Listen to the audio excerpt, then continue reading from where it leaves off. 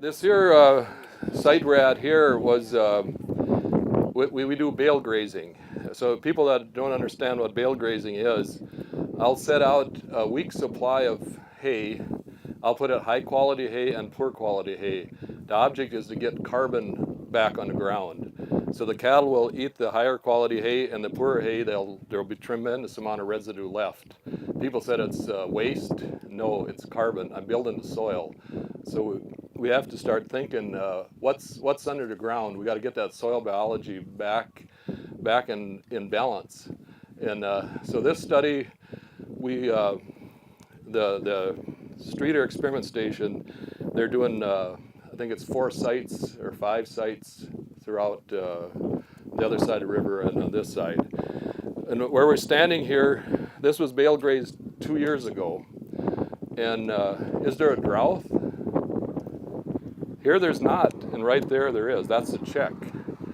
So if you start getting very efficient, putting all these nutrients back on the soil, they did clippings out here wherever they put a plate where I set the bales, and then they do at zero, at where the bale was setting, 5 feet out, 10 feet out, and 15 feet, every direction. And they did 4 bale sites here. So that's a lot of sampling of the production. And this year, where the check was, that was down there, so it did have some animal impact, but there wasn't no bale set there. There's 685 pounds of production. On this spot right here, how many pounds of production do you think there's out here? It's 2,706 pounds what they come up with. So that's 3.9 times the production just by setting bales here, feeding your livestock, cutting your winter feeding costs. They don't have to start a tractor. We set out 11 weeks supply out here in 11 locations, and each paddock here is about 20 acres, so we'll either split that with a hot tape. Last winter I didn't have to split it with a hot tape. The snow was this deep. The cattle, I couldn't get down there with the front wheel assist tractor. So I had to break down, and I bought a bobcat with a snowblower, because anytime you push snow, you used to build a ridge, and we had a blizzard every week. So it got to the point, by the gate, the snow was probably about 8-10 feet high. I couldn't get through there, so I had to go around where the bales were. Anyway, we had 11 weeks of supply out here. We started doing this about 4 years ago. So we started on the hilltops. Now we're on the side hills. So you can imagine the snowdrift. It covered those bales. So the cattle I'd bore a path to it, and they would crawl down and get at the hay. So I had a week's supply, I felt. And the cows are with their calves. We leave their calves on all winter. So we do things a little different. We calve in May and June. Don't wean our calves till the end of March.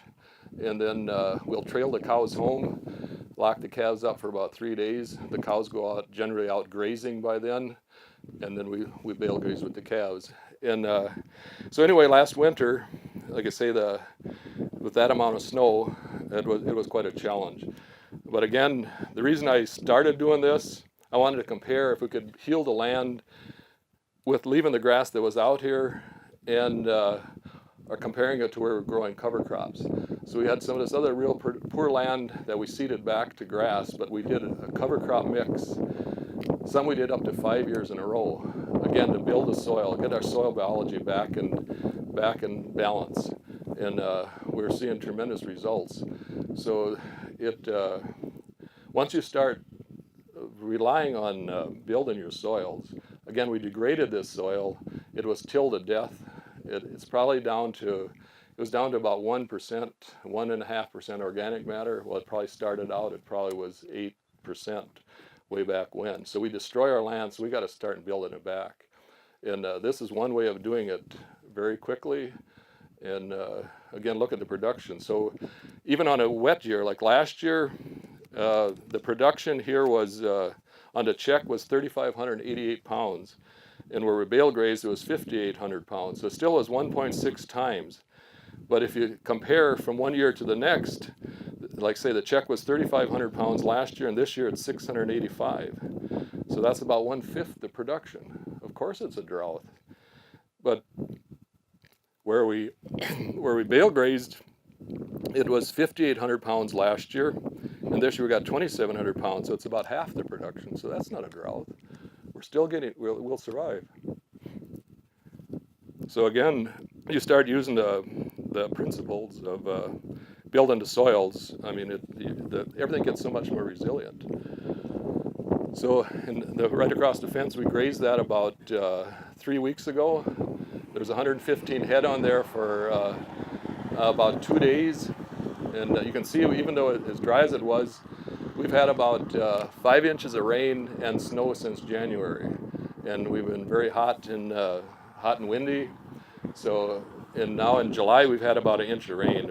We had 30 hundredths the other day and another 17. But in June, everything was brown. And then we did luck out and we got one rain of 1.5 inches. And everything it's amazing how fast things change. It just flourished. But again, it's coming back to very dry conditions again. But so I guess with that, if there's any questions, I don't know if we want to try them here. Kenny, I got a question. You've got this production here. Have you ever looked on one of these spots over a few successive years? Does the production taper out or does it stay high? We've been doing this for about 10 years. We first started by the yard, north of the yard. And the production is there for, I would say, 5 to 6 years. You're putting that much nutrients. Again, you're concentrating the bales. They're probably about 30 to 40 feet apart here. And so you got a dead ring of about 12 feet where you got litter. At times it's that thick. But again, it's amazing. You get some annual weeds, but if we would have put the cattle in here grazed, this would change quicker yet. But here we're eliminating cattle on this check. So they'd utilize these annual weeds. That's what people always complain. Look at the weeds. So kosher, I mean, it's very high in nutrients. So it's Stand behind the cow. yeah. Kenny, just to say. What size cattle are I'm you? going to cut in here just for a minute, and we'll come back to questions for Alan or Kenny. But let's unpack what he said just for a minute. What really happens well on when you get people out in the field. Oh, I'm supposed to put on a mic here. A mic for the camera. What usually happens when we get out on walks in the fields, we get lots of questions about specific actions, and that's great, and you learn things. The key is then to go home and say, okay, does that fit for me? Does that fit my context? Let's just unpack here for a minute. A couple things Ken said was quite a few decisions there. He bought a snow thrower. He came out here and bale fed here versus on the hills. Several other things that you mentioned. All those things were decisions made in context. Probably so intuitively he knew to do them. They were right. They would take the family where they wanted to go. But many other times you really have to sit down and really question and say, with the decision-making team, what is our context? And even though these are 10 good actions, what do we really do now?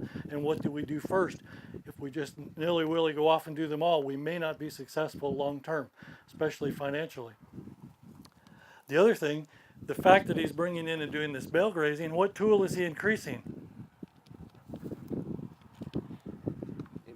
Animal impact. So that's a choice saying, I'm going to accelerate the animal impact in a concentrated area. And we know that'll work, and without scientific studies, we as managers on the land know it works, and it's getting better. It's great to have the scientific study to back that up and prove it. Walking out here, and then as you stand where you are, or later as we leave and you walk over into this, be looking, developing an eye, reading the land. If you were a raindrop and falling on this ground, what would you do? You had 1 inch of rain, you had 3/10 of an inch a few weeks ago, etc. But what did it do? Did it hit bare soil and run? Did it hit bare soil, sink in well, but then evaporate? Was it effective? Did he keep it? There's many places we go on, it's very effective. They kept most of that. Other places we go on, half of it ran, half of it soaked in and evaporated. It didn't transpire back through a plant. It might as well not have rained. You're waiting between rains. Are you preparing the ground for the rain when it comes? So we're really looking at water cycle. And if you've got our soil erosion, and some of the photos Alan showed, you're really looking at soil movement, litter movement, gullies forming. But right now we're looking at, do we have litter? Do we have cover? Another thing we'd be looking at is, are plants growing and cycling and going up and back down? Are we feeding the soil? So your bale grazing is actually accelerating feeding the soil and getting the result. And you're adding more organic matter, more carbon. So you're speeding it up. And that's what we want to do on the rest of the place with animals, whether it stays in permanent pasture or periodically gets torn up for crop. Are we making the mineral cycle as well as we can? The third thing we'd look for is energy flow, for example. And that sunlight coming down on this field, if we look just this way through a lot of this smooth brome, is this, or do we have a high energy flow here? Or is the rheostat turned way up, really a lot of energy flowing, or is it turned down right through here? Most of the plants have gone to seed, it's really turned down. We've got a lot of growing season left, which if you're managing your water cycle well, even through a drought, if that were grazed off, it might have more energy flow through the rest of the summer. Now, I'm not saying to do that. He's got to fit that into his whole grazing plan and figure out when he comes here. But we're learning to read the land through those three processes and what plant and animal communities are here. We just assume that what's here is here and supposed to be here, except a few things get it in their head to come in and invade and take us over. There are definite states that this land can be in. And every ecoregion you go into, look at an ecoregion map of your area, it has different states. And then, are we in the desired state? And if not, how do we transition to it through the use of tools? Understanding our degree of brittleness. Learning to read the land at the soil surface, those leading indicators for management is what we're trying to do. We don't have time to walk through actually all of that in detail, but that's the process. So anyway, with that said, whenever you're even driving down the road, look at the different states and transitions from the pavement down in the bar ditch up to the fence versus inside the fence. Figure out what's happening and why. A lot of times between the road and the fence is better. It may be because it gets extra water, but it also could be better than it is. What are the tools happening? Mowing, grazing without animal impact, rest, too much grazing. Anyway, questions for Alan or Ken? Kenny, what size cattle are you running off? Repeat the question. The question is, what size cattle are we running?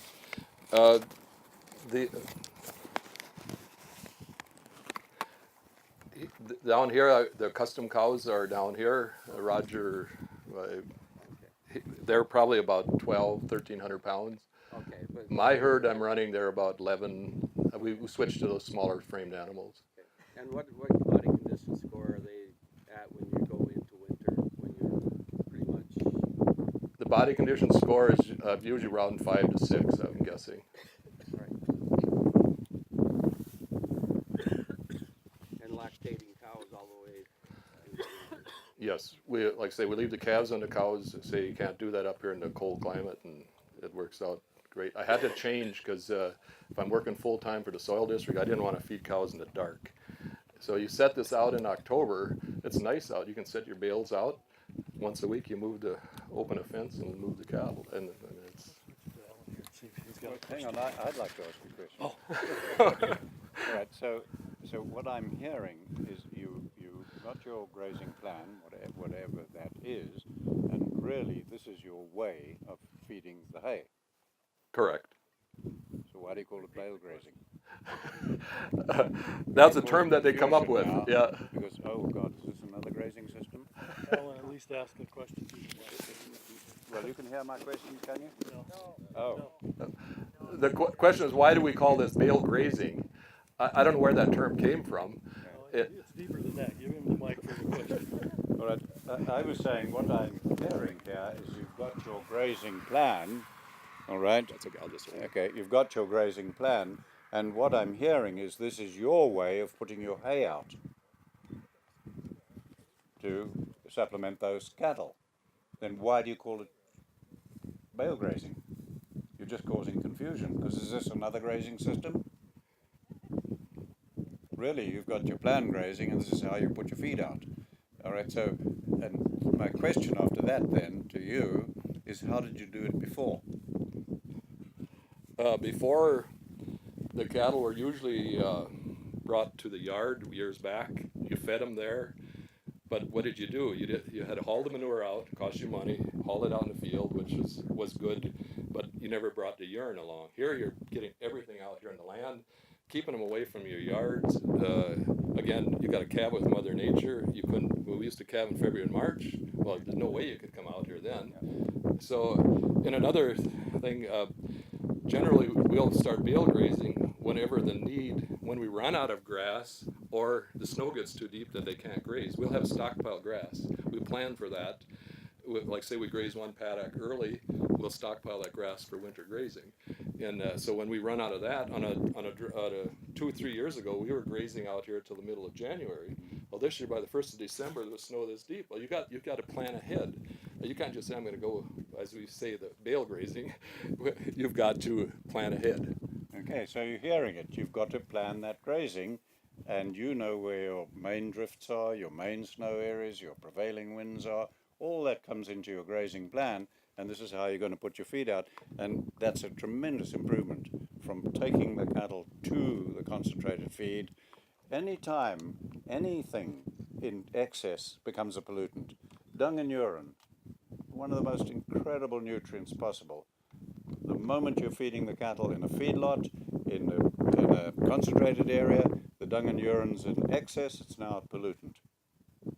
So you've taken a wonderful asset, and it used to be a pollutant. Now you've made it an asset because it's out here.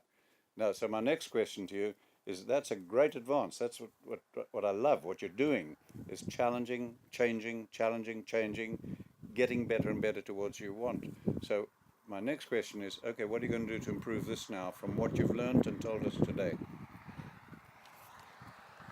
Again, like you mentioned last night, the herd impact. That's one thing I've got to figure that out. How to get more herd impact on here. You know, excite the animals. We did that at first because my goal when I put this system in, I call it a system again. That's a term that we get hung up on. But leafy spurge was a tremendous problem. There was about 300 acres of total spurge out here. So I thought, well, if I could excite the cattle and trample that spurge, so I'd excite them with cake. It'd only take a handful of cake, and the cows would just trample those patches. But what it did, our grass was in such tough shape, the spurge numbers just flourished. So we were planting the seeds of the spurge, and so we were doing plant counts, and so I quit that, and we started to use biological, the insects. So we've the insects that runs goes up and down. We got the spurge numbers down to, I'd say, 60 to 70% of the spurge was gone, and then we got the wet cycles. Pretty soon the spurge numbers started to build, and now this year it's just full of insects again. So you don't have to spray anymore. We used to spray every year. Helicopters, planes killed everything, and never killed a spurge. Okay. Now, what I'm trying to push here is, again, this principle that if you keep learning and other neighbors get into clubs or whatever, but or hubs as we call them, and keep learning like that, because what I would tend to do, now I'm not saying it's right or anything, but as I observe this, I'm saying to myself, okay, I've got it, I'm you, and I've got it. I got animal impact out here, I got dung and urine out here, but I also got an excess of litter in some places, and it would be better to get it so next year, I'm going to do the same thing. I'm going to do my grazing plan, and I'm going to know where I want the bales to be, etc., but I'm going to unroll the bales. So instead of a bale being dumped, the bale is going to be unrolled. Now I'm going to get the impact over a higher area with one bale, with every bale. And I'm going to get less bulk of litter, but lesser litter over more area. Now already I know, because I've done this in British Columbia, talking to a rancher years ago and suggesting something similar. He actually had something like your Badlands, cliffs like this. And I got him to just take a bale to the top and just unroll it, let it go down the hill. So the bale just went tumbling down. And a year later, as we drove there, you could see where each bale had tumbled down the hill, because instead of being bare and eroding and much like your Badlands, there were these green strips down the hill, because the cattle just went right up that slope and everything, doing what you've done here. But the bale covered far longer area, so that's what I'd tend to do, say, okay, next year I'm going to try and cover more area with my bales. Does it make sense? It makes sense. Yeah. And then just keep going. And one of the principles when we're managing holistically is, if ever you do a new practice, a completely new practice on your farm or in your area or whatever, no matter how much you've checked that it's in context, socially, economically, etc., no matter how much it's supported by research, If it is a new thing entirely, we automatically assume we're wrong. Okay, automatically, because nature is so complex. None of us have come close to understanding it. Even a cubic inch of soil we don't understand fully yet. All right, so if we're doing a new practice, we assume we're wrong, and then we say, on the assumption we're wrong, what should we monitor? It'll give us the earliest possible indication that it's going in the right direction or it's not, so that we can make our management proactive to bring about the results we want rather than reactive as it's always been. So that's another thought I'll leave with you is, if you really start a new practice completely, assume you're wrong and say, what should we monitor? And then think that out. And it can be simple, but you want the earliest warning that what you're doing is right, it's going in the direction, or it's not. And then you can back off. The reason I didn't unroll the bales, first of all, it's a lot more work. And we get tremendous wind. So our bales, they'd be hanging on the fence, a lot of the hay, it would blow away on you. So I guess I could do it later in the year, or right when I'm ready to feed, then unroll them, instead of having them all set out there. Like say this year, I never had no other option. Once the bales were out here, what are you going to do? Yeah. I had to move the cows down here. The neighbor's cows were snowed in on top of the hill. He was moving his home, and I'm moving mine out 2 miles from the yard. So that's okay. You've given me a thing that, because I don't live here, you've got the knowledge, but I'm just saying, and keep thinking about it, because if you can spread the bales, and if the bales and spreading them is a lot of labor, that's what I love about this country. There's so many damn creative people that somebody will think up a way of just hooking something on and unrolling the bale. Yeah. You know, so it is easy. I mean, you've got creative people. We have a question over there. Well, I was thinking about the unrolling when you get 2 feet of snow. All that unrolled hay is covered. The question was, if you unroll the hay and you get a lot of snow, it's going to cover that hay up. I mean, that's a problem we had this year with the bale setting there. You had 4 feet of snow, 5 feet of snow above the bale, around it, and then the cattle would have to dig down into that snow. And then if you get a blizzard when they're halfway done, they've got the hay spread out and it covers it and they trample it. But it's never lost. You can always come back in the spring and graze it again, or they can feed on there and clean it up if you want. So to use our time effectively, we can move on with it from the bale grazing. I know some of the higher altitudes I live in Colorado, they'll swath it, and you've heard of it, just leave it in the swath. And it'll settle and not blow in our spring winds and get enough snow on it that it'll hold it, and then just, so you're grazing right on the hay fields. Every area's got its unique tendencies, here being wind and snow, Alan, which south of the equator where you are, I know you don't know what that is. Any other questions? Could I make another point here too, in response to here? I think as you go on, now we're talking long term, you should integrate your cattle production policy to your management and your environment, and we don't do that at the moment. We select cattle for different purposes, etc., etc. Okay, if it was me, and I'm not telling you to do this, I would be selecting cattle for my management, and through my culling program, I'd be controlling this.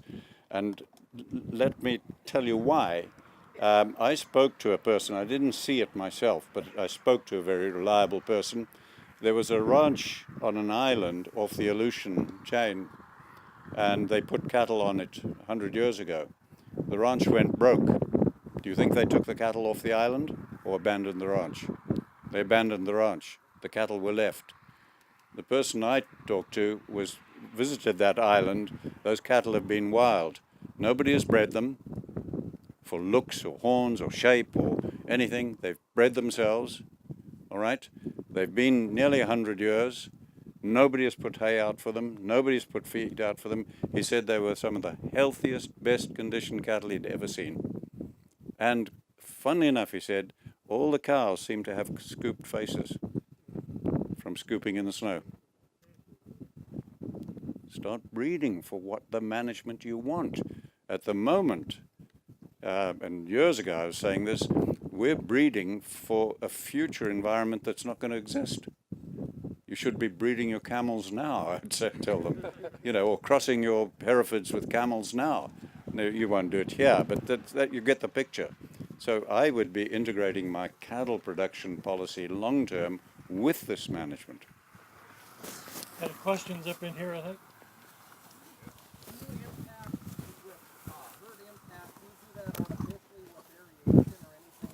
Can you do herd impact? Can you do herd impact with aeration? Yeah, you could. I could have put golf cleats on all of you before you came out here.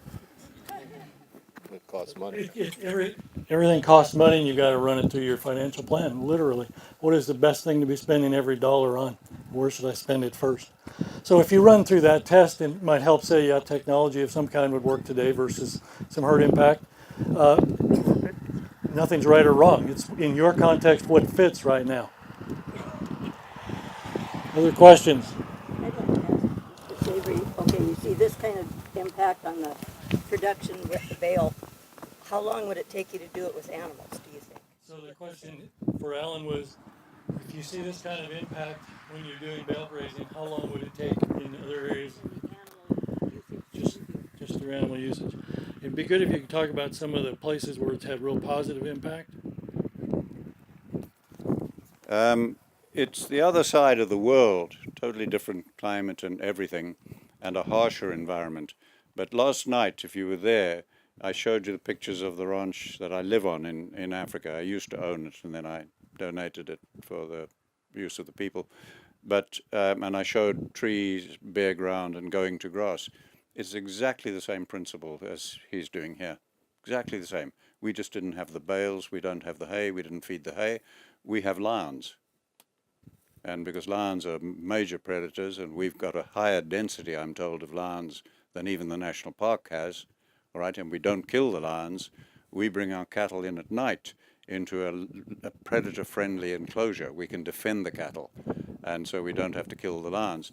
So where he's done this with a bale, we've done it by putting what we call boma sheeting for game capture around about half a hectare, an acre or so, and 500 head of cattle and sheep and goats, some sheep and goats, sleep on that, dung and urinate on that for 1 week every night, and then that works. And it's exactly what you're seeing here. It just comes back to grass, and that's on bare ground that had been bare for ever. I mean, when I bought the ranch 40 odd years ago, it had been bare for a long time then, no matter what season we got. Now, all of that is coming back to grass, and it's exactly the same principle, except we just used the fact that we were protecting our cattle from lions and did that. So instead of them crowding around a bale, they're just in an enclosure for a night, for 7 nights, and then it moves. And it's the same result. Question back there.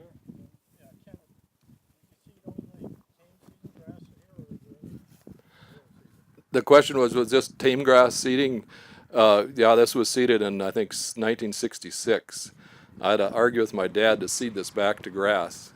Can you imagine farming this with corn, cultivating it, the erosion we had here? I mean, it was pathetic. So I talked him into seeding it back to grass. So we had crested a little brome and a little bit of alfalfa. The alfalfa disappeared. Again, this is some very tough clay pan soil. And now I went, last winter, I broadcasted some native grasses out here, a pound or two, just with the four-wheeler. I got a spinner, so I want to just see what happens, whether I can get more diversity, because diversity is very key. So I don't know, Alan, do you think it would have came back on its own?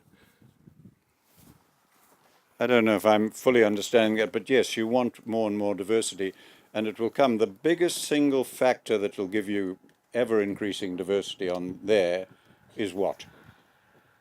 Come on, you're all learning. You were there yesterday. Livestock doing what? It's doing this, giving you maximum physical impact. Try to remember, it is the hooves of the cattle that grow the grass. It is the hooves of the cattle that produces diversity of wildlife, of species. It is not the goddamn mouth. We have been obsessed for centuries with the mouth of the animal. Overgrazing is causing desertification. Overgrazing is causing the degradation of the land. You can't even overgraze land. Just use your common sense. The only thing you can overgraze is a plant. How the hell do you overgraze land? We never knew that. All right? So we minimize the overgrazing, which is easy to do. You can even do that with some rotational grazing. Right? But what we've got to do is steadily maximize the physical impact of the animal. The dung, the urine, the trampling. And the more that is maximized out there, the quicker that'll get more and more diverse, more litter, etc. And nothing else is going to do it. So it's how do you do it with bales? Do you do it by saying, okay, my herd of how many come in here? There's about 100. Okay, so that's pathetic. All right? I mean it, because this is so big. That's partial rest. So how do we overcome that partial rest? And then you start looking at it economically, socially, the family, the workload. How the hell can we overcome that partial rest? What we're doing on some properties, in some communities in Africa, we're saying, well, just let's bunch the animals for an hour or two a day and see what happens. And we started just bunching them for an hour or two a day, and we got significant improvement. So you'd say, well, while my animal's in here and I'm going to go and look at them, why don't I go on a horse and why don't I have 2 Australian blue heelers behaving like wolves? That'll get them bunched. And why don't I leave them bunched in a different place in the paddock each day? Now I'm using my planned grazing, I'm using my fencing, but somewhere my animals are bunching. And slowly that'll start improving it, because nothing is going to improve that land more than physical impact of the animals, how you achieve it. Ask for one more question, then we'll probably move. I've got instructions here to ask for one more question of Ken, and then we move.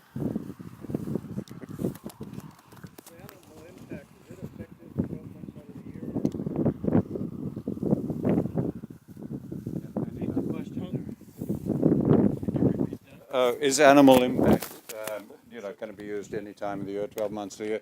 Yeah, any time. Now, it's more effective at some times. When the soil is wet and there's been rain, animal impact tends to cause compaction.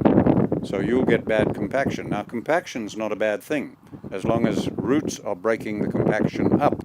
Compaction is a good thing, because you need seed-to-soil contact for seeds to germinate. That's why farmers put a sheep's foot or some other roller over fields after they've sown their crops in some cases, to get enough compaction. The drier it is, the less compaction you'll get, but the better the litter laying will be and the breaking of bare surfaces. So it's different all the time, but yeah, you just keep doing it all throughout the year. And I'll also watch that, like in the spring when the frost starts coming out, then I want the cattle off, because you can see it right by where the corral was there. It was very wet and frost was coming out. It's compacted quite a bit. I don't know, Jade, do you want to add anything? You had your spade in the ground? Just a couple comments, and then I think we're going to need to wrap this up. Is it a problem that we that we make bales in the northern plains? Is that a problem? No. I think it's more the issue, where do we feed the bale? You know, if you make 1,000 bales, I don't see that as an issue, but where you feed those 1,000 bales becomes more of an issue. One of the things we deal with is exporting nutrients, because we're a big exporter of nutrients, either in a carload of soybean or wheat or whatever it is, but also hay. And so I think we're looking at a scenario here. Typical green plant is about 42% carbon. And so in this particular case, we can capture way more of that carbon. We can recycle it back through the cow. And so if we take a look at that situation, looking underneath this residue, we see the decomposition. The top of this residue is more oxidation, but underneath it, you can see the decay going on. And so we have a lot better chance of bringing that carbon into the soil. What's the currency of exchange in the soil between the plant and the soil food web? Carbon. Carbon's what we use. The U.S. uses the dollar, but the soil uses carbon. And so consequently, yeah, definitely an influx of carbon. Does it make a difference? Absolutely. Okay, this site, the they wanted to actually look at the riparian area. I mean, if they wanted to walk down to see where this creek is. This has about 7 miles of drainage to the north, and probably about 3-4 miles the other way. So when you get a hard rain upstream, this is a roaring river. It goes over the top of those banks. So it's kind of a challenge when you're grazing, so that the cattle don't get trapped on one side or the other. But I guess the thought was here is try and how do you manage on a riparian area? Because cattle will tend to stay right by the creek. They're lazy animals. So here what we'll do when we move them in, we'll put them in what I call the center, which is the creek. It's fenced off on both sides. We'll leave them in there for maybe 2 to 3 days, and then we'll open up a paddock adjacent, and they'll graze in there and go back, pick a water point, and come right back to that. But if you leave them in there 1 day too long, or after a week's time, there's 13 paddocks here, I believe. So if they're in there 2 days in each one, on 6 of them, that center is starting to regrow. So that's what I was taught, that's overgrazing. When you overgraze a plant that hasn't fully recovered. So you have to manage a little different. You got to be really on top of it, that you move them before they start grazing that riparian area again. But it's amazing, the slopes on the creek, a lot of places it was just straight banks, and now it's starting to grass over too. So that was kind of the thought down here. So if there's, unless Ellen, you've got something to comment on? Yeah, that's great what you're doing, and constantly thinking, aware, etc. And you said you get these terrible floods, flooding on this. What is that? That's wasted water, right? Okay, that's telling you something's wrong on this river system. How do you manage a riparian area? You start managing a riparian area on the top of that hill. That's where you start managing it. You can't manage it just here. Okay, it's the base, the bottom of the catchment. You've got to manage the whole catchment, that floodwater that causes you damage. That's coming from higher up. So you do the best you can if it's off your land. If it's on your land, you do the best you can. But really try to think of the health of the whole land, because that's the way you get a healthy river. We're doing that in Africa now, and we've had 10 drought years, what you would call droughts, pretty bad. Last year was the worst any of us had on record, and I think I mentioned to some of you before, more than 6 of the last 10 years, we've had open water, fish, water lilies, and geese breeding where we've never known it before, in 10 drought years, because of the hooves of the cattle. Because we manage that riparian area from the top of the hill to the river. And we have no fencing. That's done by herding. And that's the animal impact of the hooves. Now, I'm going to use this opportunity to make a point. When you're on any land, all right, it's very useful to understand that brittleness scale. This land is very forgiving, like the land we were on yesterday, because you're about 3 or 4 on that scale. You're not at 8, 9, 10 as much of the world is. So it's forgiving for you. So on any land, it doesn't matter where you are, if there are any faults in management, any at all, where would you look for them? Would you look for them in the riparian area or the wetland down there? Would you look for them on the steep slopes? Where would you look for flaws? It's the same management everywhere. And the answer is you'd look on steep slopes, because that riverbanks, steep slopes, that's where you'll see the flaws. And you've already picked up, you're getting some improvement. So that's great. Now, what I would be doing if I was you is, how do I speed that? How do I, from what I've learned there, how do I speed it? And where you got riverbank going from steep to beginning to slope, did the mouths of the cattle do that? No, the hooves. Okay, how do I concentrate my cattle more on the banks? Now, in Africa, because we've got the lions and the overnight crawls, we're now using the crawl. So where we've got a deep gully, steep bank, terrible bare ground, where everything we ever learnt was protect it, we do the opposite now. We put the dam crawl right on it. And it gets 500 head of cattle every night for a week. It just tramples the banks down totally and gets grass starting to grow. So I'd be trying to think, okay, how do I do this on the river banks now? In my planned grazing. So when cattle are coming into a paddock that's got steep banks, it's one of the things I've noted. I've got to tend to the banks. So how am I going to do that when the cattle are in there? And every little bit helps because it gets better and better every year.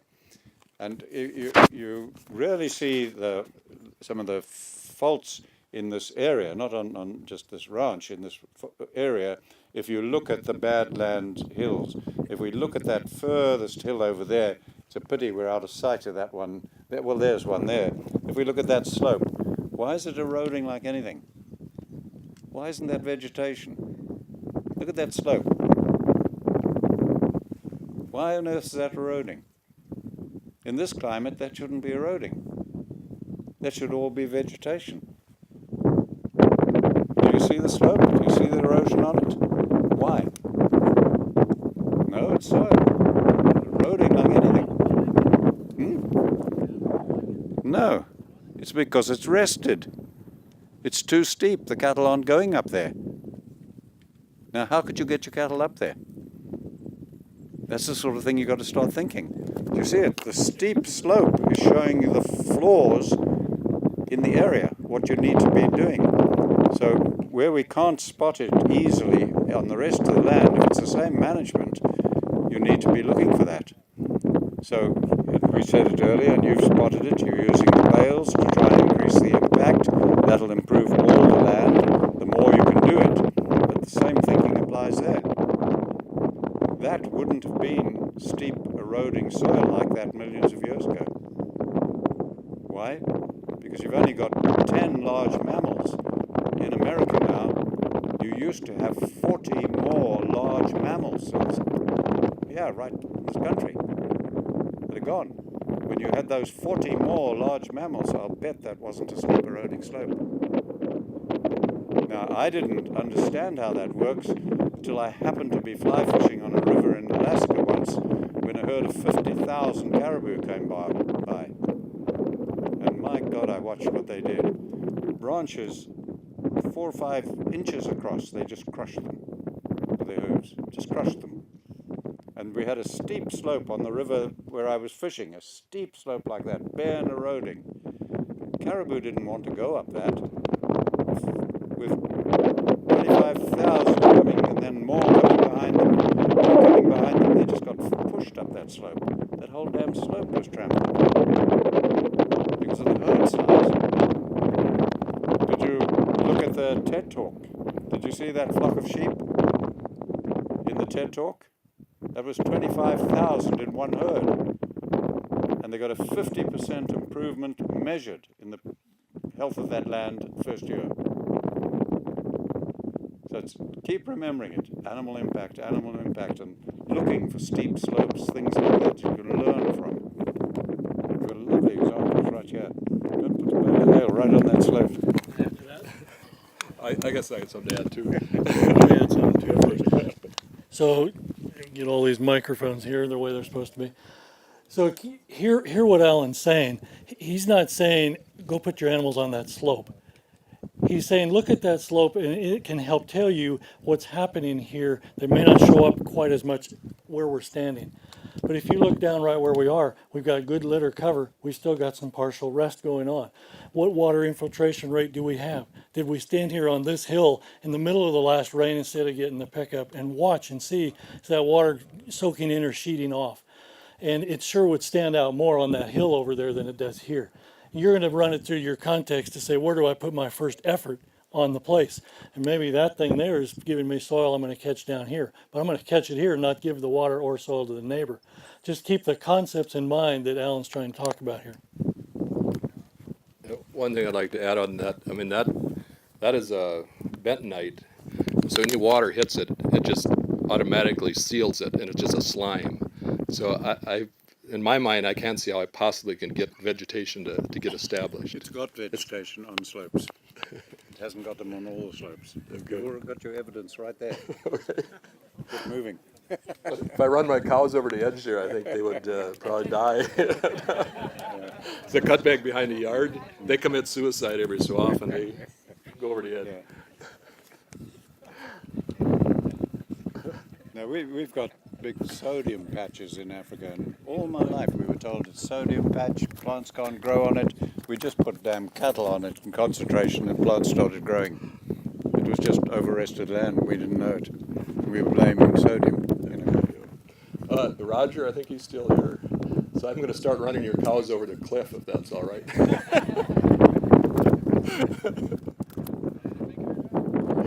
Questions for Alan or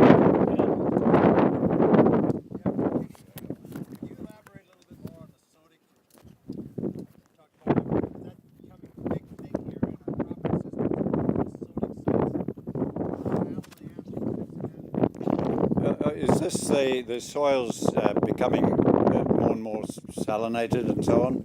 Yeah, it's in Australia, it's in Pakistan, it's all over. And I got a most incredible example illustrating a point I was making. I was working with the World Bank in Pakistan, and we actually had an old well and an accidentally fenced off area where animals were periodically in, goat and sheep. So we had a lot of litter and relatively healthy ground, and then we hit a barbed wire fence, and within 6 inches from there on we just had 95% bare ground. It was interesting, that bare ground was white and crusted, and the white crusting just stopped on the fence. And I was able to say to him, look at this, you see what's happening? When any time water is moving up in soil, it's moving with dissolved salts. And if the water leaves through the plants, it's coming up with roots from all depths and going out of the leaves, all right? And any salts or minerals, whatever you like to say, are staying in the plant. What's going out is pure water. When you have any bare ground between plants, any bare ground, and water is moving up and out of the soil, all right? It's not coming through plants, it's moving up through the soil. It's water and dissolved salts, let's call them, are moving up. When it actually leaves the surface, what's going out? Pure water. Distilled water, if you like, is what's going out. The salt is left on the surface. So I think a lot of the salination we're seeing is just that, water going up and too much bare soil. And that's why I love that example when I could show it to people in Pakistan. Does that help? Yeah, just if I could, another one. So do you think we could experiment with a holding pen and bed cattle there, get some action and hold out and see what happens? Yeah, you could try that and see what you learn, and I often do that just to learn what I can. But, sorry? just say what he asked. Yeah, you're saying could you do that on a field and do crowd the cattle on it, etc. But that's just a little patch. I mean, you can do that and see what you learn, and I often do that. A lot of what I've learned, I've just said, look, we don't know, let's try something, and then see what happens. But with these problems like salination, you're usually dealing with big areas, and so you've got to start putting the whole thing right. Yeah.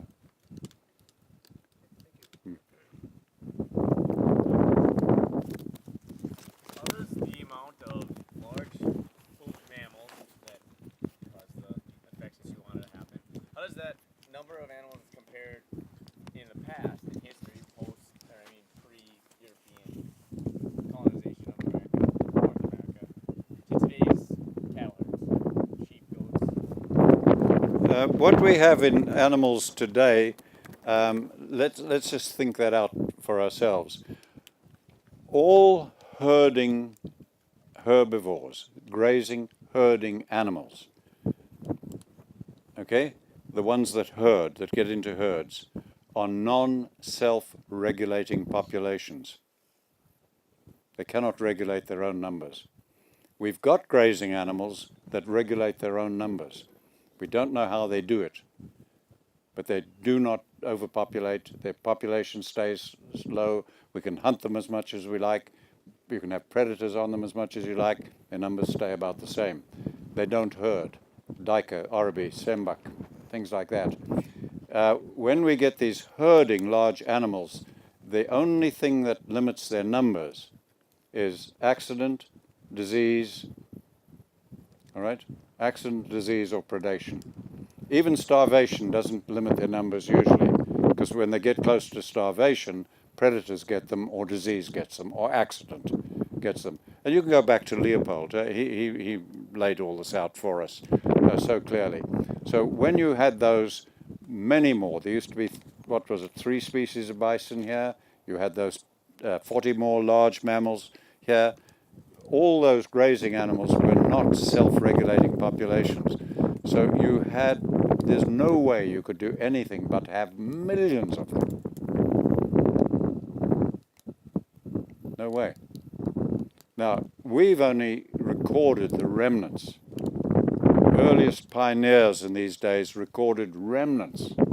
Lewis and Clark, that you can read their journals. You can read about the erosion and the things they were seeing.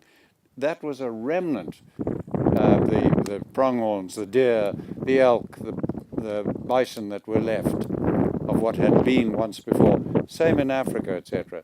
And the first clues I began to get were in fairly natural situations in Africa, where we had buffalo herds so large, there was no way I could count them. It was just buffalo, buffalo, buffalo, buffalo, buffalo, buffalo. How many are there? 5,000? 10,000? I haven't a clue. On foot, what do you do? How do you count them? And to give you an idea of the numbers, I had a friend shoot 1 buffalo with a light rifle, 7mm rifle, 27 buffalo killed. 1 bullet. Not the bullet. It killed 1 buffalo. That bang, and the other buffalo were all trampled to death. Adult African buffalo trampled to death. How big is that herd? A herd of literally 21 miles long without a break in the herd. We couldn't count them. So that was my first clue that the land was healthiest where we had the most animals. And it didn't make sense. And from that we've had to work up. So our domestic stock now is just pathetically few. Pathetically few. I looked up the amount of domestic cattle.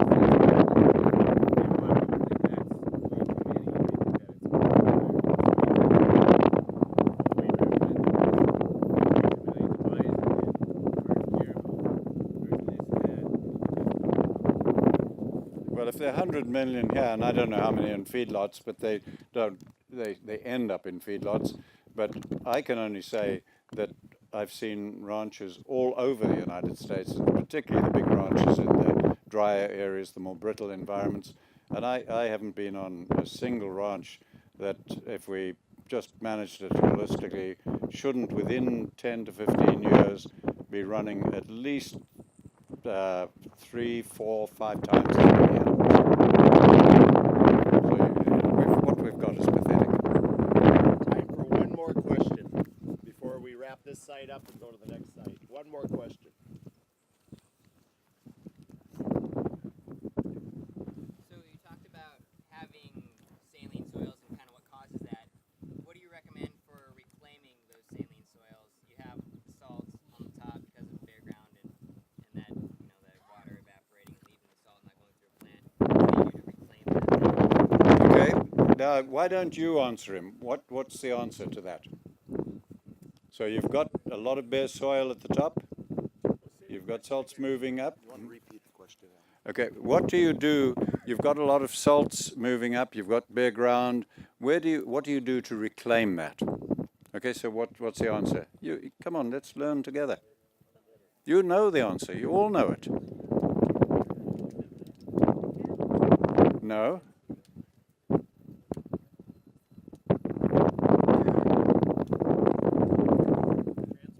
Why did I say no to cattle? Because you've got an objective of healing a problem and you came to a solution, you haven't got a context. That's reductionist management. That may lead to him going broke. So we're going to help him. So what should we do? Manage holistically. On that land, that family, that ranch, develop the context of how you want your lives to be. Describe that land far into the future as healthy, effective water cycle, stable soil, abundant life, nothing like it is today. Okay, now you've got a context. Now you could say, cattle. Well, hell, we're broke. Well, where do we get the cattle? We can't afford to buy them. We can't afford to borrow. Maybe we just do custom grazing. How are we going to run the cattle? Now, if we're going to use cattle as a tool, because it is the only tool that can be to heal it, right, how are we going to manage those cattle? Is it going to be rotational grazing, planned grazing? Because rotational grazing won't produce that result. So he's going to decide what type of cattle, where do they come from, how are they going to be managed? And if that's all in line with the context for your family, get going. And slowly you'll produce that result you want without going broke. Be more profitable every step of the way. Does that make sense now? Yeah. Be careful of these quick, slick answers. You've got to be more prosperous, more profitable, progress every inch of the way, developing the capital from the land, not borrowed from a bank. We designed this first. We had it as a wagon wheel, half of it. So this pit was 128 acres. So we tried to experiment with 60 or half of it. So we had paddocks running very narrow, and so one thing with the tracks, here we can hay it if we want. Now we run with the arc, so it makes it very easy. We will not hay something over and over. We'll graze it and then, or hay it. So again, we're not taking all the time. This was seeded in 2006, and it was a failure. I planted a warm season grass and cool season grass mix in August, and they told us the native grasses, the native perennials would not set a perennial rut if you plant that late, and they were right. The next spring we didn't see any native, the big blue stem or switchgrass, and we grazed it for I think 2 years. Then we hayed it for 3 years. Tore the fences out, it didn't work the way we had it set up. And all of a sudden the big blue stem and switchgrass started showing up. And we'll generally graze, this was grazed the first part of May. Then the warm season grasses hadn't really been established. There's about, I think 8 or 9 grass species in here and 2 or 3 legumes in here. And we'll get anywhere from 100 to 110 grazing days per acre. Again, very high quality forage. So it's the cattle were supposed to be in here, but they never got done grazing over in the other pastures. So they'll be in here next week. We won't be on this paddock. We'll start on another one over there. So it's and we'll probably graze this again in say September, October. Again, the more diversity you put in the mix, I think the better. And again, when we graze this, these are 7-acre paddocks, and we'll have, I think it's pathetic, we'll only have 85 head in there. But we'll strip it into thirds, so it's a third pathetic. You want to comment? Pathetic. No, that's wonderful. It's what I'm trying to learn here, and what's exciting me, is all right. This is under a centre privet, and sure you planted some species, etc. But then you began to see more diversity coming in, and so this is wonderfully productive. It looks great, etc. And I'm thinking to myself, okay. So essentially it's because we're adding water with the centre privet. Now what if on some of the poorer land we were on today or the other bits, what if they could become as productive as that? What would it take to get them as productive as that? Well, I think all it would take, and I may prove wrong, I think all it would take is making your available rainfall more effective. Because it'd be the same equivalent of that. Of building up more soil life, organic matter in the soil until you don't need that. It becomes that productive. So this would be encouraging me because I say, okay, I can see what this is capable of if I can make the rainfall more effective. Now, what makes the rainfall effective? Well, what you're doing with the herds and and stop being pathetic. Get the bunch of animals and get that hoof action on the ground. Okay, so to me that's encouraging, and to just keep learning like that, observing, learning. We're going to pack up just now, and so I want to make this comment to you. You probably notice I provoke a lot. Yeah, I get sick of people sitting on the fence. I get sick of people just accepting the status quo. The folks back in Africa, they must breathe a sigh of relief when I bugger off. Because when I'm there, I don't give any advice or anything, but I challenge, push the envelope, because we can do it. People are creative. If we start observing, challenging, discussing, having fun, not pulling each other down, just learning from it and having fun. So it's great you do that too. But I love this, and it's telling me what potential you've got on the rest of the land. I guess I forgot to mention too, before we seed any field back to grass, I'll plant at least a full season cover crop, very diverse. And that gets your soil biology so active. Because we've planted, if we had more time, we've got more fields of the poorest land I've got. Like working with Burleigh County on our test plot on very good soils, and I figured, well, why not try it on my poor soil? And it worked. And some we did 5 years in a row of covers, very diverse mix, because that's what it was lacking. And then we seeded back to grass, and it's amazing the amount of production you're getting on the dry land, on the poorest land. There's a field on top of the hill.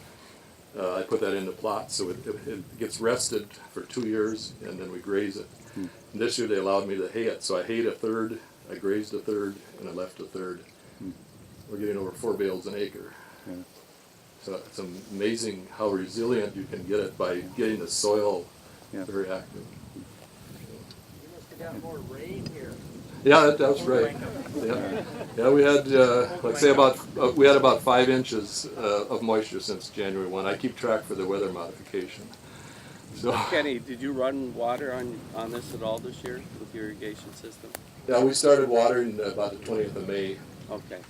Again, because we're totally abusing this. I mean, we graze it very early. Okay. And the cattle will graze here, and then they usually go down the river bottoms or this other herd has run through. This year, being we're short of hay, we hayed half of these paddocks, and now we'll hay them again.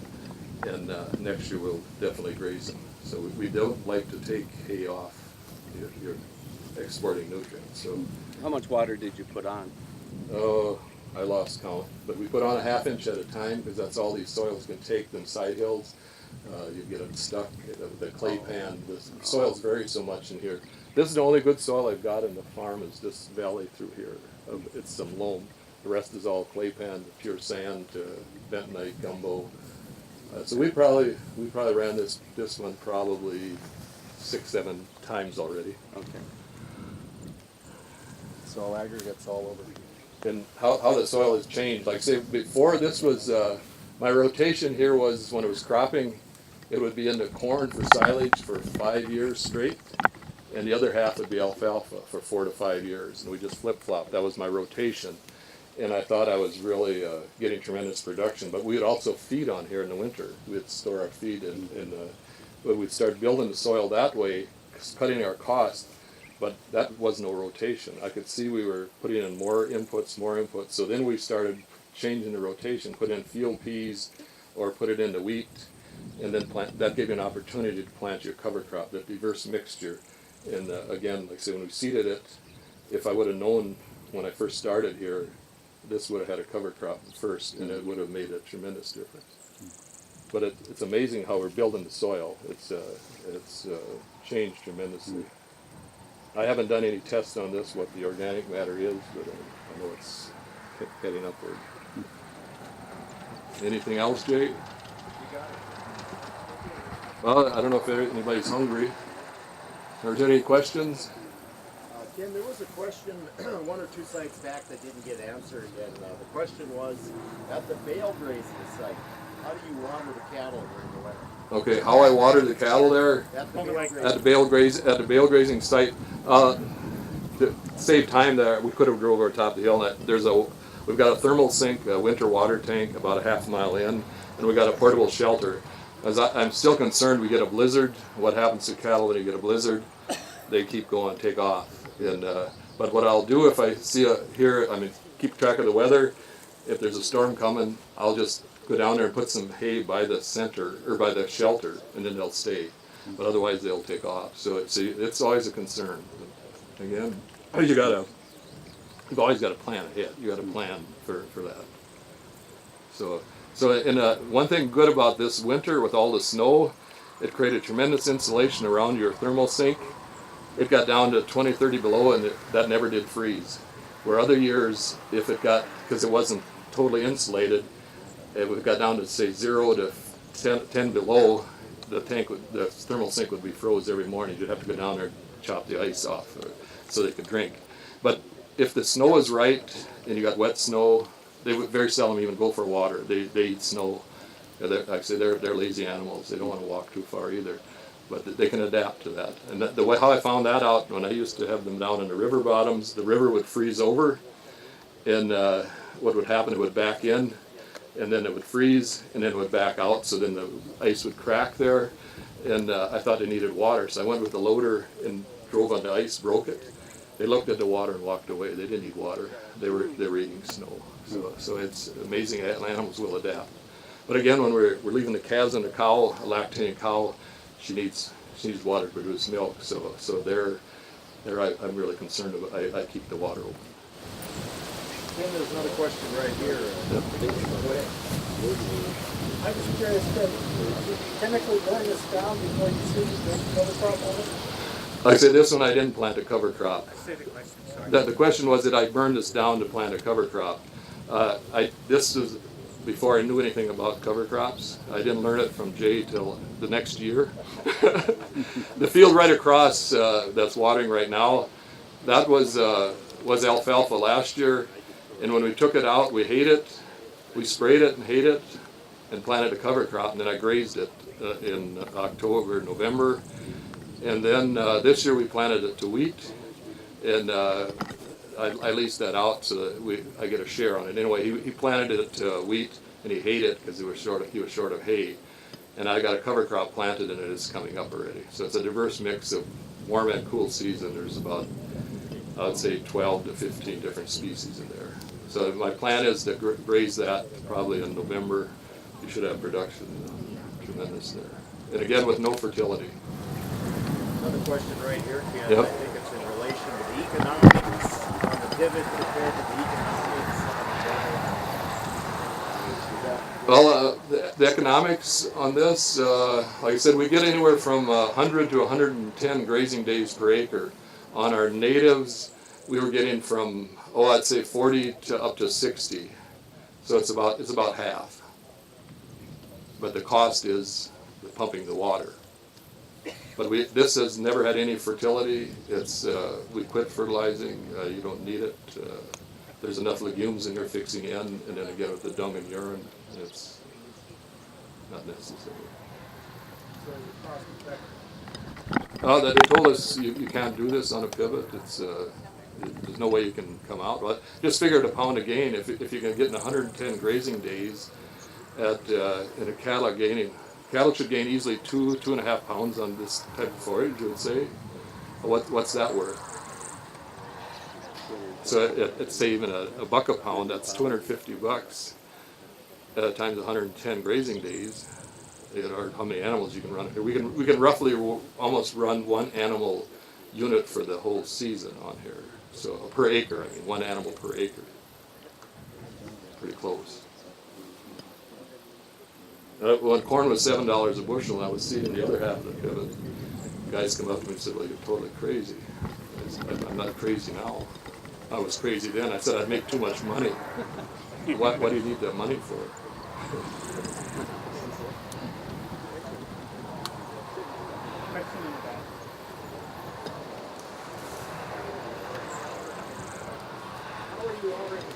How are we watering the cattle? Well, first we had, when we set this up, it was a wagon wheel, a pie shape, so we had the only water point was at the center. And one evening, the pivot stopped there, but it didn't shut off. And like I said, that's the only good soil, so that was just a muck of mud. And we had tremendous issues with foot rot. And so I just took the cattle out, dried it out, and Then later years we added 2 more water points. So right now there's only 4 paddocks off of each. There's 2 water tanks there. There's 4 water points off of each tank. So they're not at one water point for very many days. So it really recovers very quickly. And it's a shallow pipeline. We've got our well that runs from the yard there. That feeds this system. Plus it also feeds the native pastures. We've got a water system there.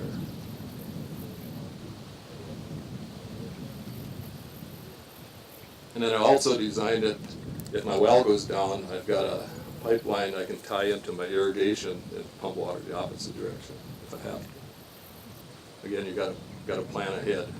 Nowadays it takes a while to get a well guy to get to you at times.